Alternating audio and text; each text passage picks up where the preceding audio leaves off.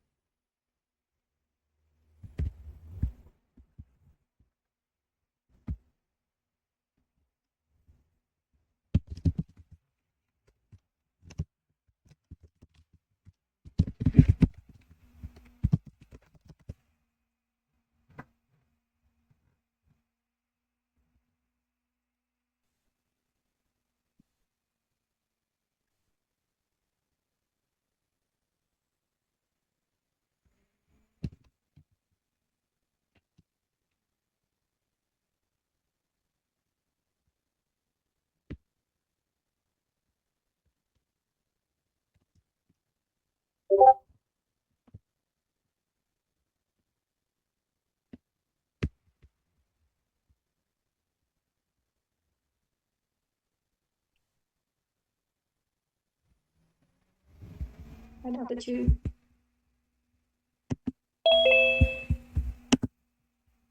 Hey, hello, family.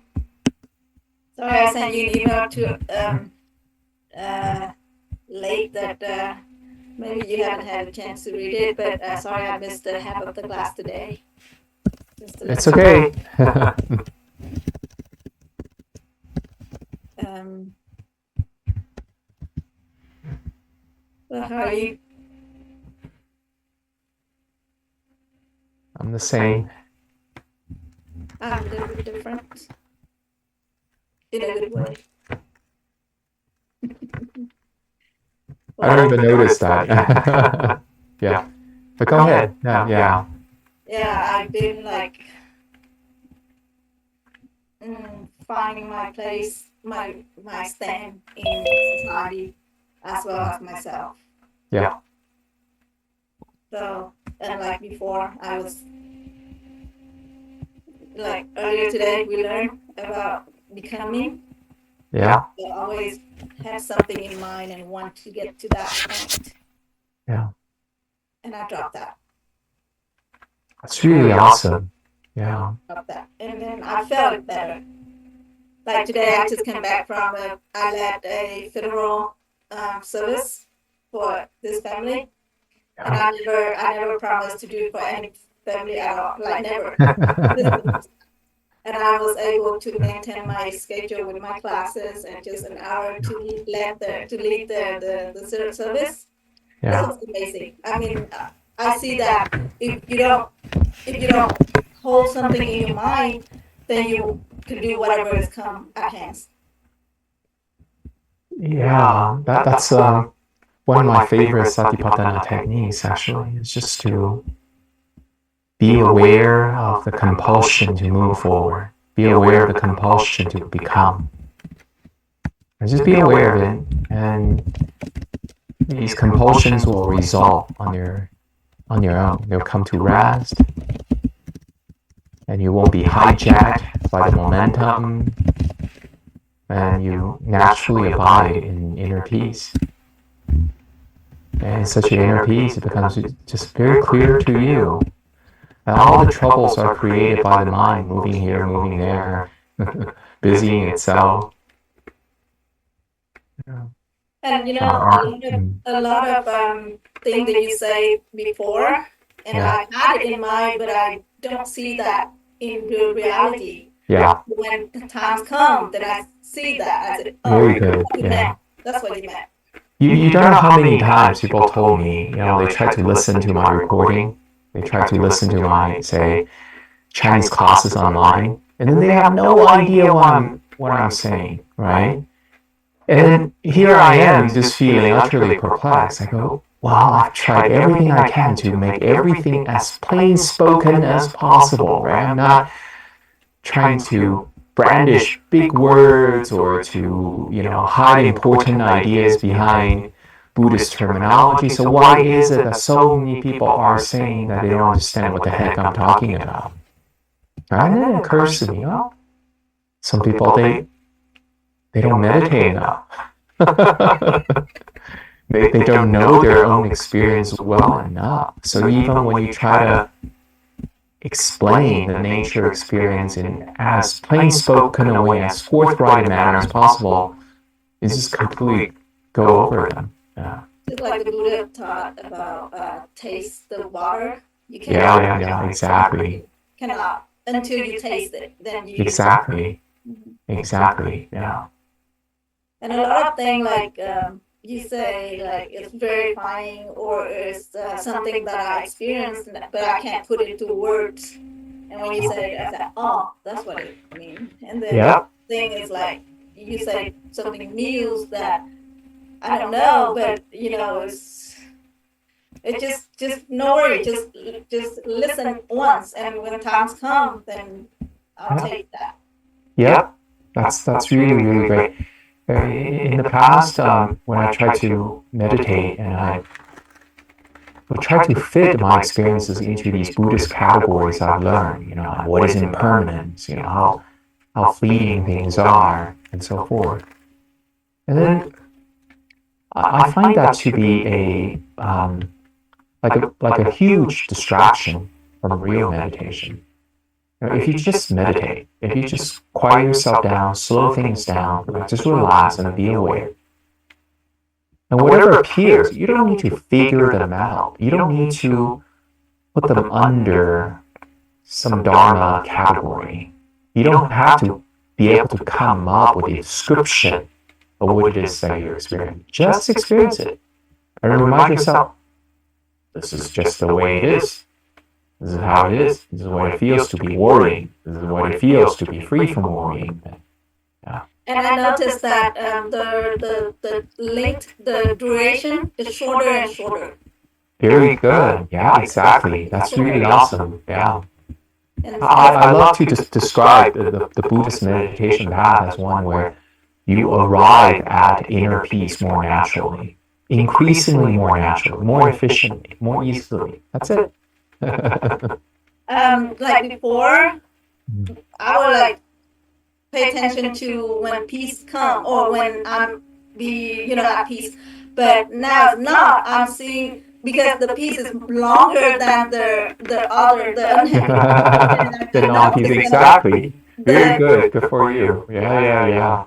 Yeah. So yeah, this is such a critical juncture in one's spiritual development. In that you come to see that sankhara is unnatural and inner peace is natural. In the past, I mentioned how nibbana is easier than samsara. I believe that. And before you're ready to debate. Yeah. So good. It's so good. I see that you're this is clear to you. It's such a great thing to, it's such a blessing to be living the Dharma. Things just get easier and easier, clearer and clearer, and like even the practice itself, it doesn't have to be so complicated. You're not trying to wrap your mind around some complex ideas. You're just slowing down, just quieting down. You're just enjoying peace all the more and more naturally. And all these Zen masters in the past, they oftentimes talked about the practice of non-practice, right? The non-meditating way of meditating. You can increasingly appreciate that. There's no formal demarcation line separating the non-meditating state and the meditating state. When every aspect of your life is just pervaded by this natural peace, it's so close to you, so easy to be had. Thank you for your teaching. It's not mine. I mean, you passed it down. Yeah. Thank you for understanding it. It brings great joy, to know that what I say doesn't just cause perplexion. It doesn't just cause confusion.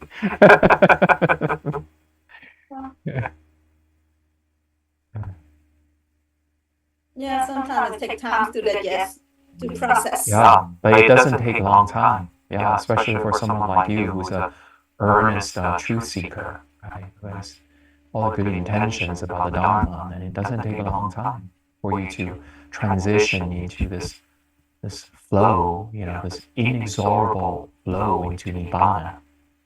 Your mind and body is inexorably streaming towards Nibbana, into greater freedom, greater letting go. Every day, what are mental defilements? Mental defilements are that which protrude, stick their heads up, and they just appear unnatural to you. These are the rough edges. The mental defilements are increasingly seen as unnatural, as sickness. And natural peace is increasingly seen as, for lack of better terms, self. It's who you are, really.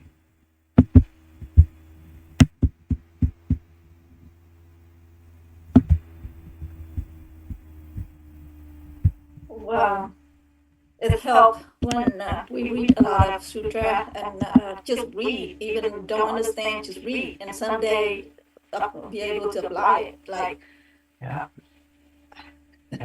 I lately I apply this, like the Buddha say, if you look at something and you cling to it, then you know that sutra about if you start clinging to it, pay attention to it, and if you have to talk, just talk. Or talk a little bit, or And something. just abiding in natural peace is it's such a beautiful process. Like when there are happy circumstances in your life and you see their beauty and you're grateful, right? And you are happy. And then when there are no happy circumstances in your life and you're content, you're still happy. It's still so nice, Whatever the circumstances you find yourself in, whatever physical, mental symptoms you find yourself in, right? Whether they're present or absent, it doesn't affect the natural peace in the least bit. It's always beautiful. It's always nice. And this beauty will become more and more pervasive. It will pervade more and more part of your being. So that all these little places where you tie your knots up, where you're hiding your demons, your, like skeletons in this closet, they disappear, they come out, they expose in the sunlight, and they become holistically integrated. It's so wonderful. Yeah, that's the power of the Dharma, really. Just those who bask in the benefit of the Dharma, they are eternally grateful. They say, "Wow, who am I to deserve such grace, to deserve such blessing?" I remember last semester you told me just practice compassion, and I had that in mind, but I didn't know. How I don't taste, I don't understand fully, like comprehensive yet. Lately, I do. Like before, my mind always like think of how to help people and what to do and things like that toward helping. Yeah. But really, you don't have to. Things will No, come. you don't need to force compassion. Things will Right. come. Yeah. And like, Yeah. yeah, Let the universe save people. We are nothing. We are yeah. nothing, really. But really, with that mindset, I hope I see that I'm helping a lot. Even though now I'm saying Yep. with you that I'm helping, but in my mind I don't see, tell them Right. that. But I mean, Right? You're perfectly at rest. You're not forcing yourself. You're yeah, not just do pushed by any agenda. right. Just do Yeah. whatever it comes, and just Right? do You it. don't experience mental fatigue. And yet, beneficial things naturally become accomplished. And before I thought that I had to help myself first, like prepare or do something to do, have like a role model or something to mimic to. But really, no, you use what you have. What a tiring life to lead, huh? What a wearisome and stressful role to play. To be the exemplary nun, to be the inspiring example, to be the role model that people look up to embody the Dharma so you don't, let down your spiritual ancestors. Oh, so much suffering. To the point where I cling to my teacher, really, Yeah. like every time, every step that I further advance, then I really see that, it's never enough for me to learn from the teacher, right? And then, but to the point that it's exceeded, like, to overwhelming. Yeah. And now I realize that no need, just relax. Just relax. Just follow the flow. Yeah. And herein, there's no heedlessness. There's no blind, deluded countenance of mental defilements. Mental defilements are inexorably being dissolved or burned away in this process. Yeah.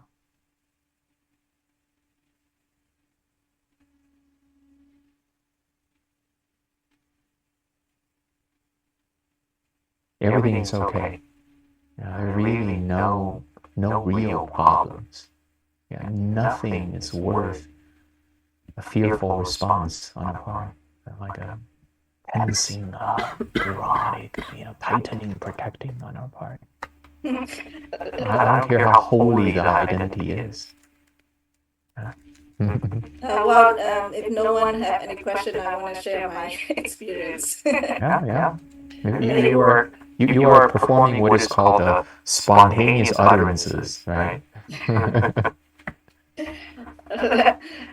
Before I was like really, I wanted to go back to California, and at one point I even searched for land there and think to move there and think. But then at that dropped that. But like before I tell you, our mind is never stop. It's one something. It never be still. So it's keep looking for something. So I determined to not to move to California and stay here. Then I was searching what to do, and then I had this interview. Sorry, I won't say what position, but I had this interview, and then during the interview, I lay out my truly self. I say what that I can and cannot do. Just half of the interview, she just said, "Thank you to be honest with me," and things like that, and she just ended the interview. Yeah. And then after that, I say, "Okay, so I blow this interview."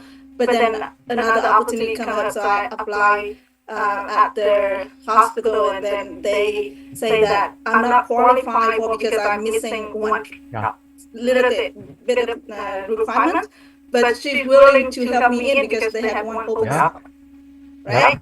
But then before I've taken that further with that, then I say that I don't want to live with this failure interview.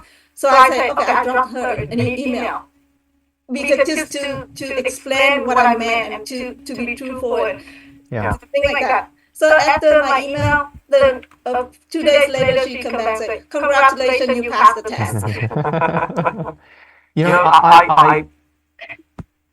I verify this again and again in life. That is, you could be a miracle workers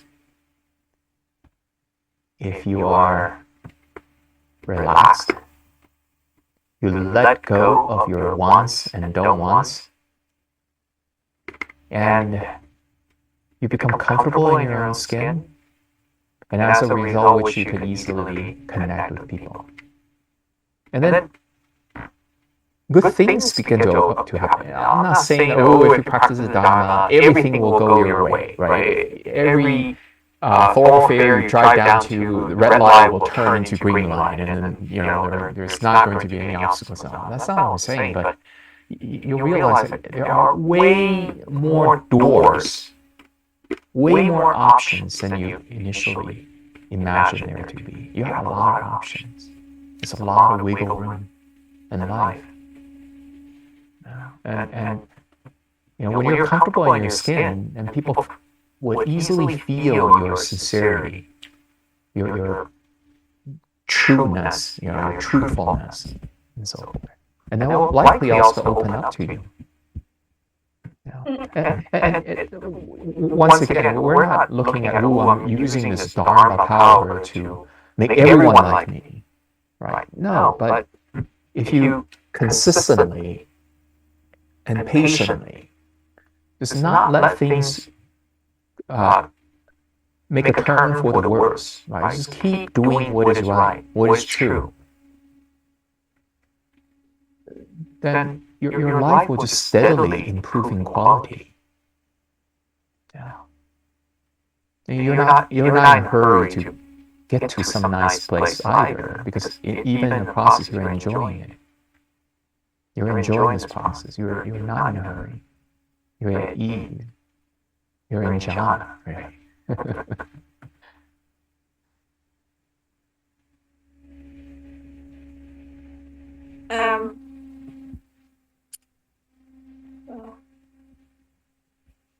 Okay, what your opinion on this? For example, I'm helping out people at the hospital and relate to abortion. Mm-hmm. So I say I didn't want to be Yeah. involved in that situation. Yeah.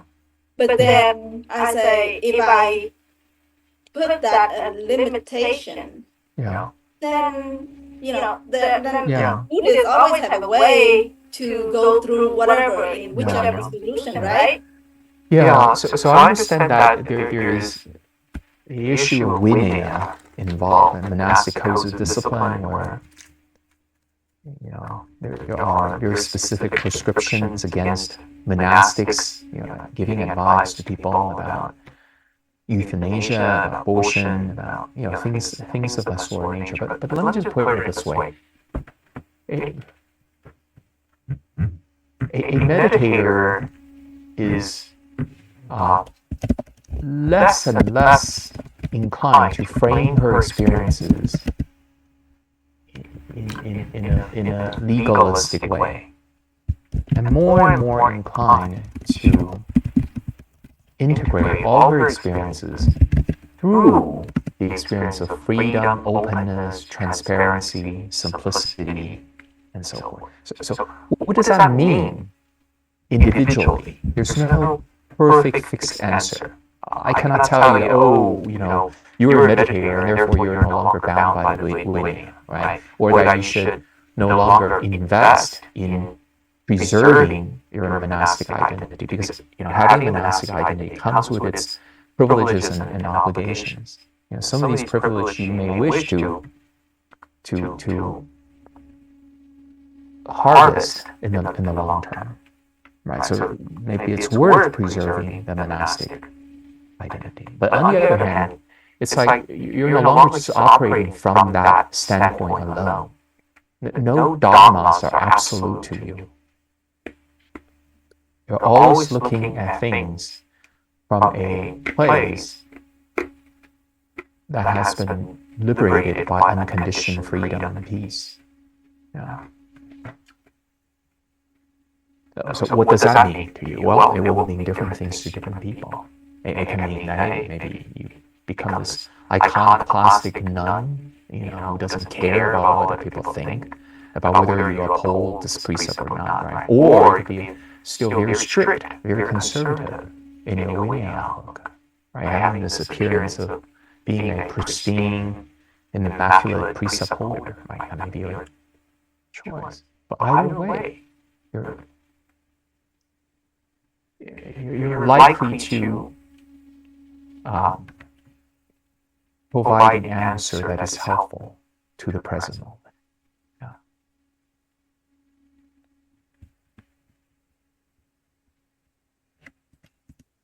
I am, one of the reasons I am not a monastic, in my life, there are a lot of people who ask me, given your lifestyle, given your values, why haven't you become a monk yet? In my mind, I'm like, I don't want to come across sounding arrogant that I'm reaping the best of both worlds. So I am enjoying the ease, the dharma focus of the monastic, and at the same time, the flexibility that comes with the lay life.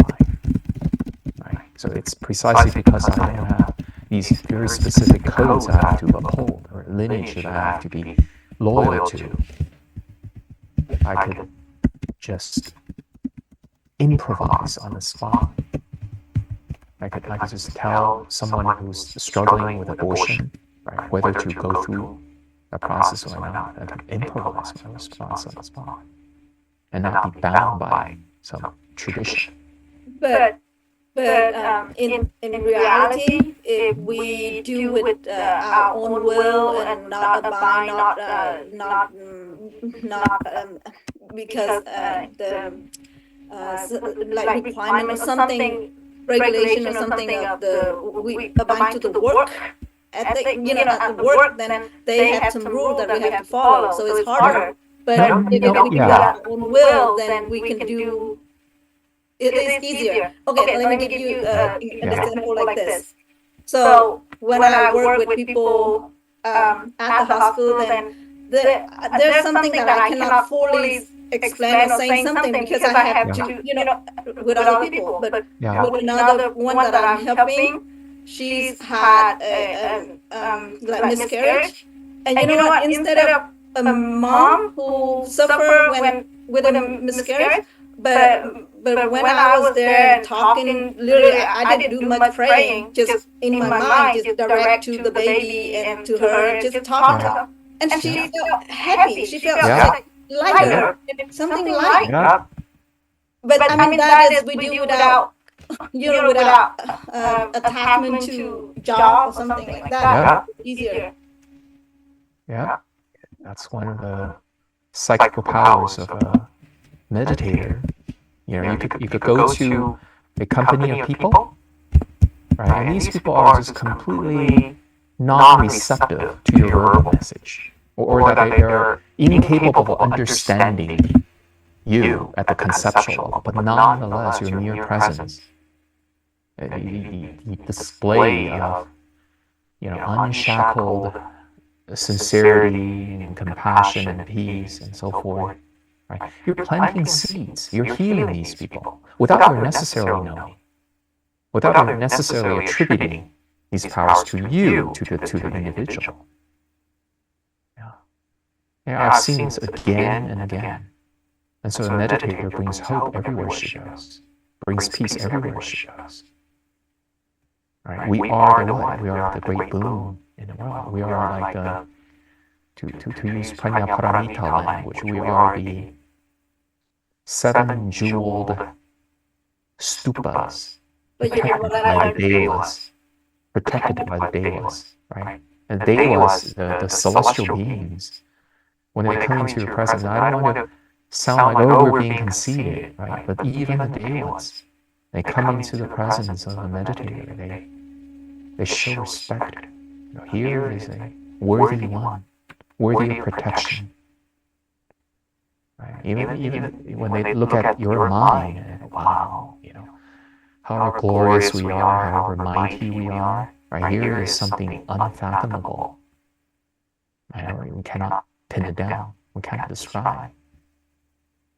So in that sense, they're not in awe of the person. We're nothing. We're like a bag of feces and urine, right? And what powers do we have? Ooh, right? Useless professor of Buddha studies, right? But something But yeah. So, I learned from you to do whatever we do, but don't let things cling to attach to. that's right. I do it, but then no attach. Be No. released everywhere. Release your group everywhere. Yeah. Yeah, But we not reject either. Just whenever time. that's right. Whenever time. That's right. Yeah. Yeah. But I mean, real. I mean, I put into practice a lot in the past 2 to 3 weeks, and I feel like, it just turned a chapter. Yeah, and once you get it, then you don't need to learn a lot anymore. You don't need to be attending all my lectures, all my classes. No, I still want to learn those last 4 steps. all it takes really is for the heart to get a taste of what is freedom, right? And then it will find inspiration almost everywhere. And you could learn from the simplest teachings, right? Or non-verbalized teachings. Yeah. In my mind, just whatever if I start something, I can move on. But if I have something, I have to finish that task. And then after I finish them, I can now I have the last 4 steps. Yeah. But I don't think I can attend. Yeah, there are occasions when I still enjoy listening to people reciting the suttas.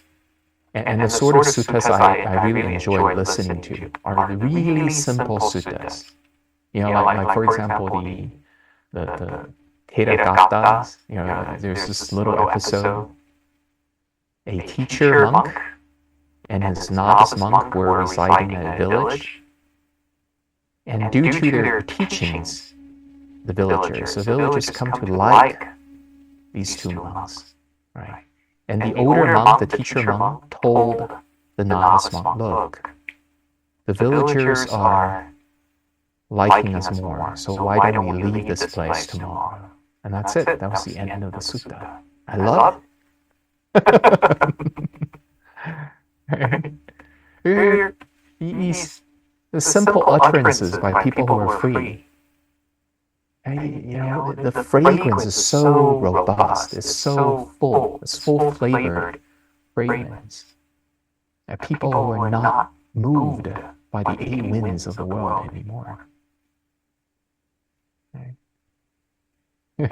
People who are freedom embodiment, right? Freedom embodied. Whatever the little things they do, the little utterances they make, it's like full-blown dharma right there. Better than some really elaborate lectures. People giving long-winded talks, analysis. I know, but I have that problem. If in my mind, like if something come up, I gotta do it. I got to finish that task or that thoughts. Yeah. Otherwise, I can't just drop. And be aware of that, right? And then you'll see that sometimes that kind of perseverance pays off. It's worth your while. Sometimes that kind of perseverance is just stubbornness to be let go of. So there's always room for improvement, room to practicing. Yeah, until we reach perfection, until we are in perfect harmony with suchness. And there's no more improvement. Yeah. And I know, I can't say too soon, but I mean, I believe that, if we focus in the mental activity, and then it will facify, what does that say? Facifying the bodily activity? Classifying bodily activities? No, the word that calming. Tranquilizing, calming, Tranquilizing bodily. pacifying. Yeah, so, focus on calming the mind, and bodily will follow. Yep. Yeah. And as you become better at it, it's no longer an artificial calming of the mind. It's really just alignment with natural peace. Yeah. Resting in intrinsic peace. Yeah. But But like when we going this way, we practicing. But if we seeing something, then it's in our conscious, and that will bring up to the our awareness, and we may do our bad habit again. So I'm still worried about that a little bit. Like that's why I'm still trying to eliminate or to get away from what I may attach to, may. But so that's why I say I'm not strong enough yet to say.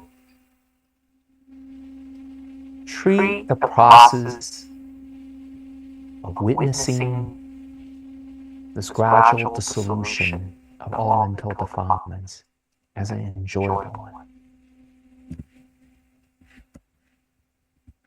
We're witnessing the gradual dissolution of problems, of things that you still harbor fear toward. You're witnessing the cessation of them. So there's two ways to practice. One is like trying to get away, don't come close to that, and then the other way is just be present with that, but be awareness, be mindful of it. When you reside in natural peace, then the efficacious, the more natural technique will appear to you. Sometimes it will mean that you're having to take a more proactive stance, preventing some unskillful things from happening. Right? You need to stay vigilant, you have to be alert. Right? And then there are occasions where you're like, you're just surrendering. You're just, there's no, you're not fighting anything.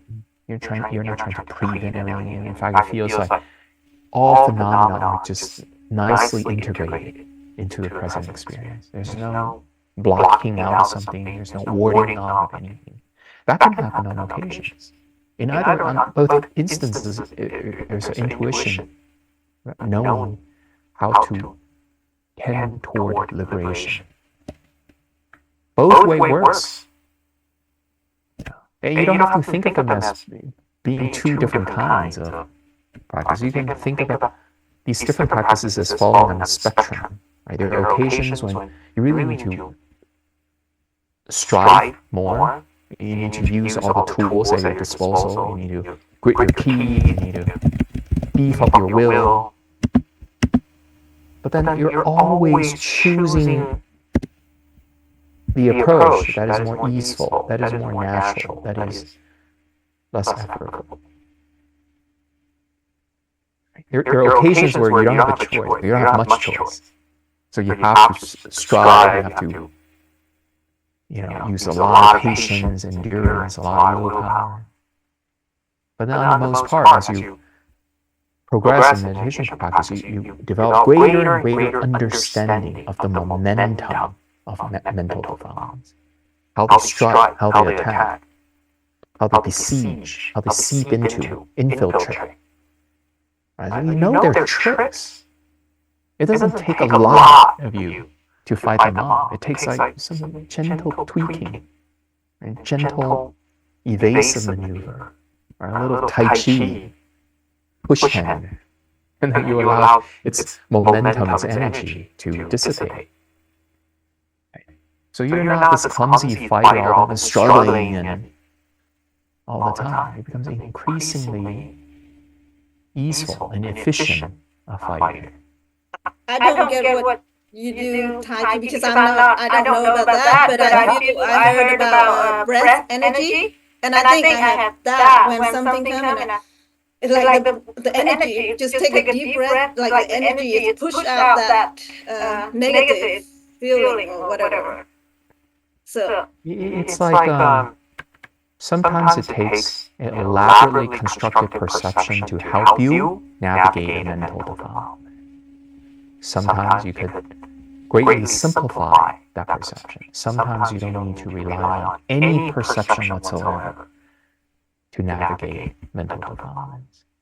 And a mind that inclines towards freedom, it could easily see what activities are unnecessary, are not helpful in the moment. And so it just gravitates towards what is easier. If you could drop your mental defilements without a fight, you drop it. Right? If you could drop a mental defilement very efficient, immediately, without delay, then you do so. You don't need to drag it out.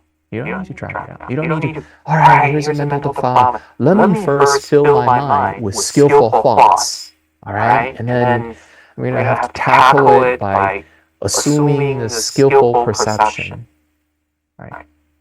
You will increasingly feel like you are not susceptible to those mental defilements anymore. All it takes for you is just to say, relax. All it takes is for you to just drop it on the spot. It feels almost as if mental defilements never happened in the first place.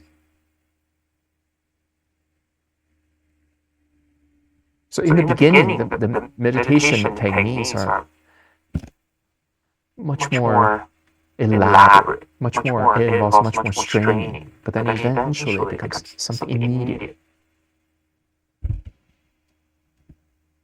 You don't even need to use skillful thought to tackle unskillful thought.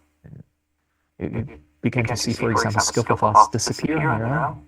They're not bothering anyone. You become more and more aligned with that truth. So why fight it? Why replace it? And some unskillful thoughts come. I feel tired. It can. You will, at different level, you will have different level of immunity to the lingering effects of mental defilements.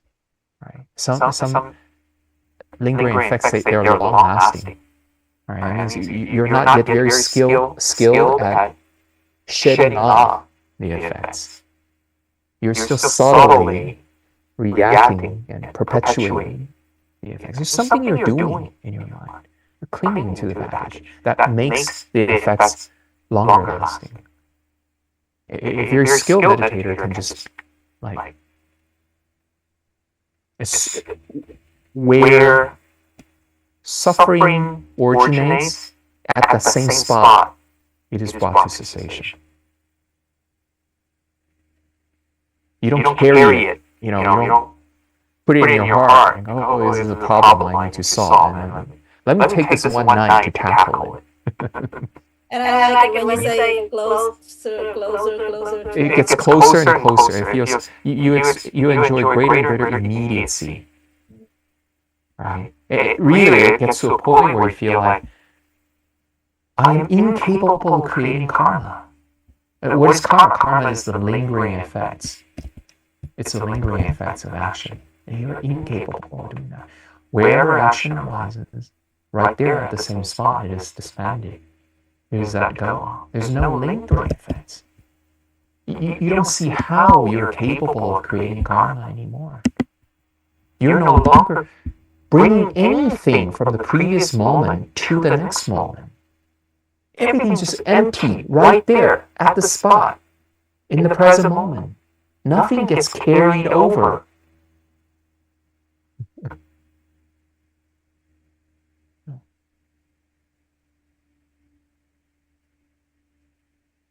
And then if sometimes you still feel, oh, I feel a little bit effect gets carried over. All right, fine.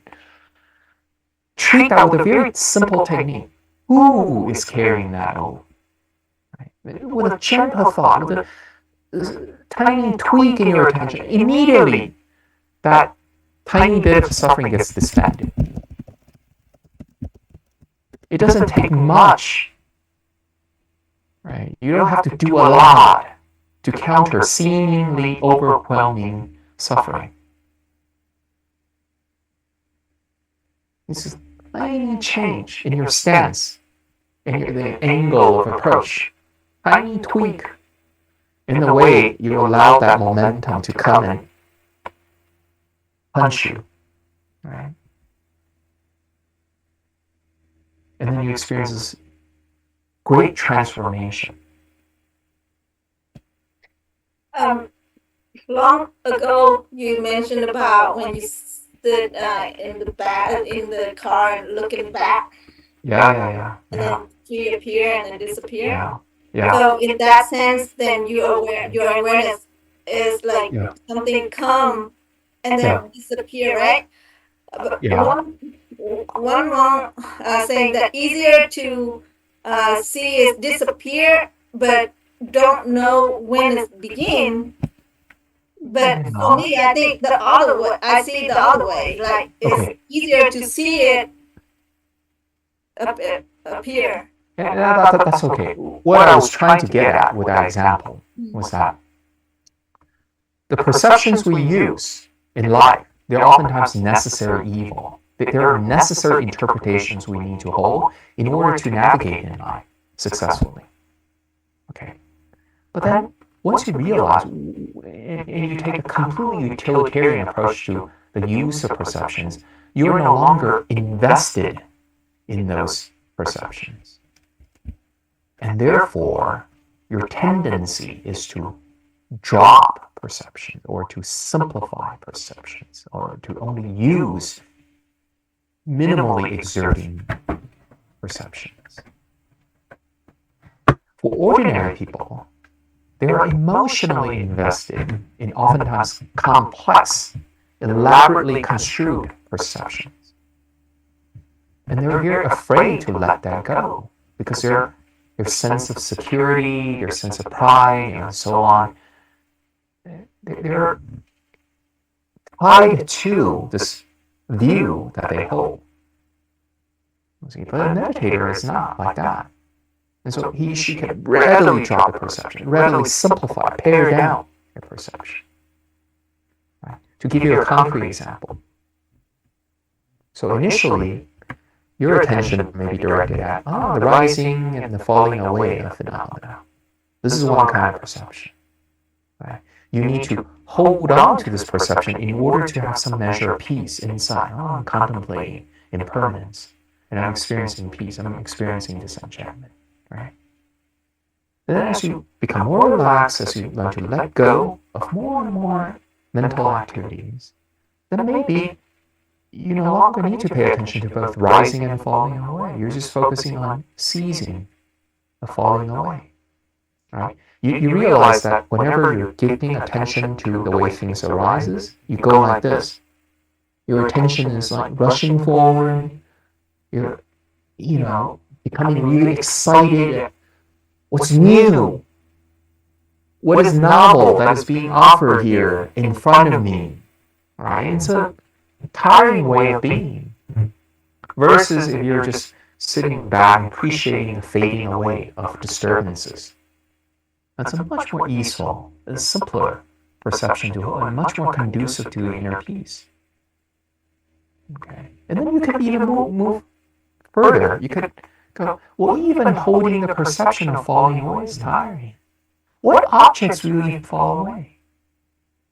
What objects are there that fall away? What entities are there that fall away? And regardless of presence or absence of phenomena, how are the presence or absence of phenomena any different in texture than, say, inner peace? They're the exact nature as your awareness. They're peaceful in its own right. You don't have to wait for them to fall away to experience peace. You know, all right, this thing is arising. When it fades away, then it returns to peace. Then I can enjoy peace. So you don't even have to wait for that. You realize the presence of something doesn't get in the way of inner peace. And the moment you're aware that the peace, you can see right peace, exactly. That's another kind of perception you hold. That's still a perception, by the way. That's still a perception. But it's a perception that's much easier to maintain. Right? And much more conducive to inner peace. So that you try to bring up your awareness, the perception of awareness, but we're not living in that nature of awareness yet. But just when we realize something that we just... What is Sankhara? Sankhara is a self-asserting struggle that tries to stand out or apart from awareness. That's Sankhara.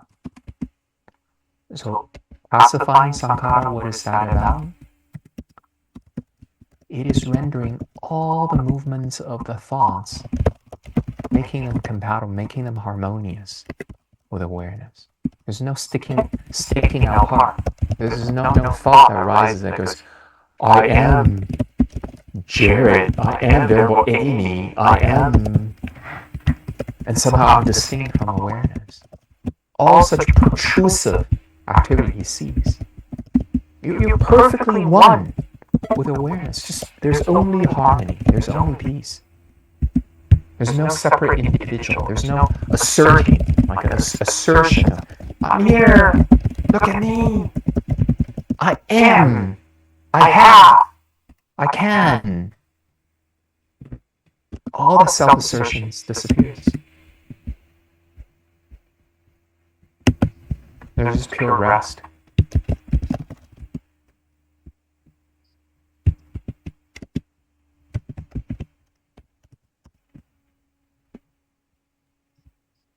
Dr. Chu? Yes, Alice. Yeah.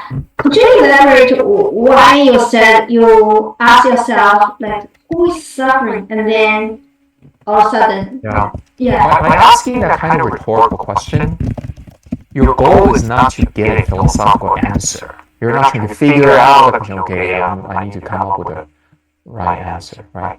The goal is that by asking yourself that question, you create another perception that is more conducive to peace. And so, for example, when I ask, besides suffering itself, who is suffering? Who is being oppressed? When I ask that question, it helps direct my attention to the fact that a sufferer is a mental creation. There's really just suffering. There's no sufferer.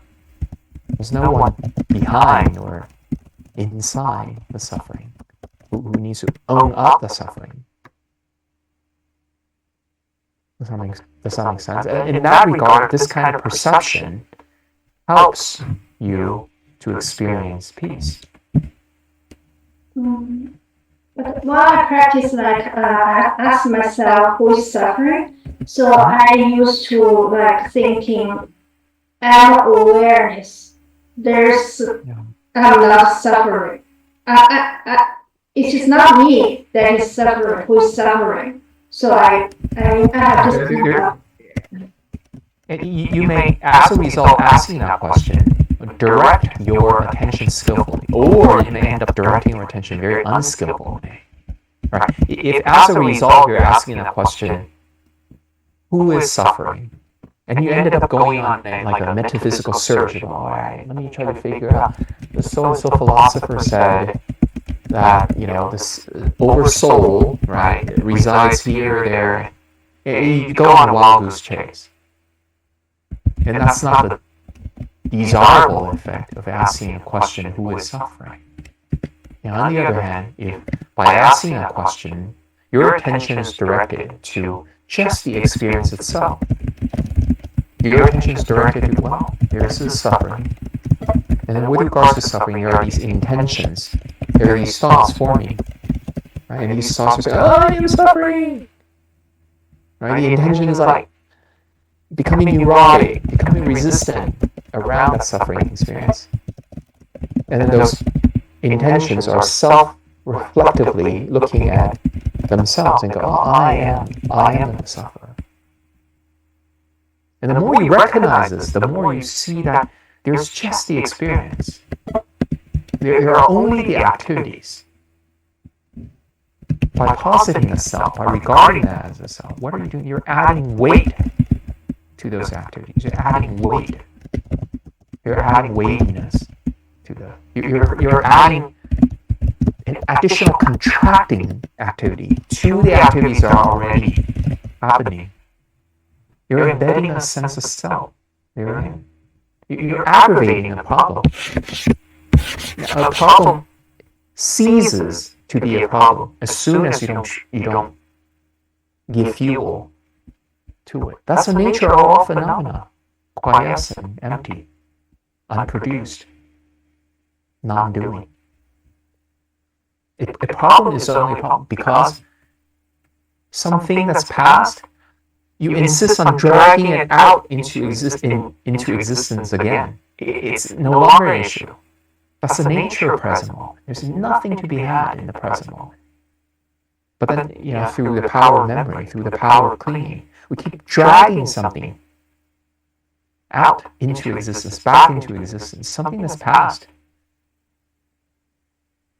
Something that really, technically, has no lingering effects. The lingering effects is only added by your dragging it into existence. So that means I don't need to thinking and awareness. I'm not suffering. No need to think about this. You don't have to. I mean, it can potentially be a meditation tool. Right? All meditation tools are designed to help you become less and less dependent on conditions, including the tools themselves. Right? To help you become aligned with inner peace more and more naturally. Right? So that the kind of peace you experience is close, right? Immediate, right? No distant, right? Without you having to exert any effort. That's the end game. That's the goal. Nibbana is like that. Nibbana is that. Nibbana is a peace that requires no exertion. There's no distance from you. That is not a product of your activities.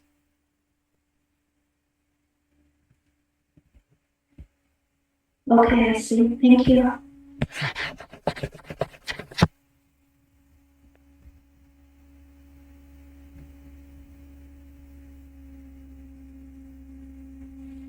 Thank you.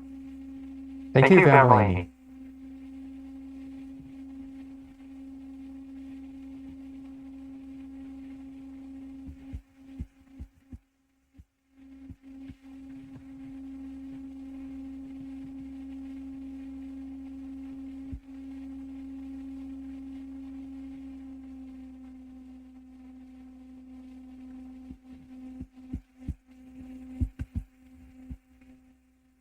So this is what I'm going to do. I'm going to